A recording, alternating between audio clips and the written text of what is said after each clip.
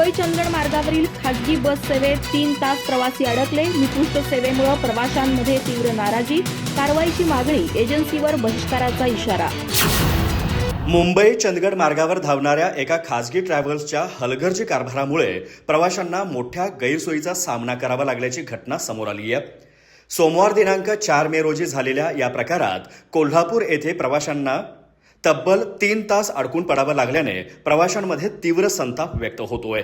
मिळालेल्या माहितीनुसार संबंधित ट्रॅव्हल्सची एक बस रात्रीच्या सुमारास तांत्रिक बिघाडामुळे बंद पडली.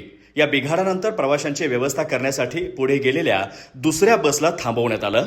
मात्र कोणतेही ठोस नियोजन किंवा पर्यायी व्यवस्था न केल्याने सर्व प्रवाशांना दीर्घकाळ प्रतीक्षा करावी लागली. या काळात प्रवाशांची मोठी गैरसोय झाली. या प्रकारामुळे संतप्त झालेल्या काही प्रवाशांनी पोलीस ठाण्यात तक्रार करण्याचा इशारा दिला.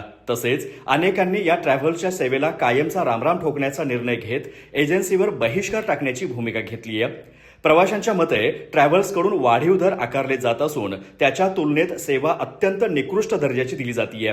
वेळेचं भान नसणं, व्यवस्थापनाचा निष्काळजीपणा तसेच चालक आणि वाहकांचं बेजबाबदार वर्तन यामुळे प्रवाशांना वारंवार त्रास सहन करावा लागत असल्याचा आरोप करण्यात आला आहे.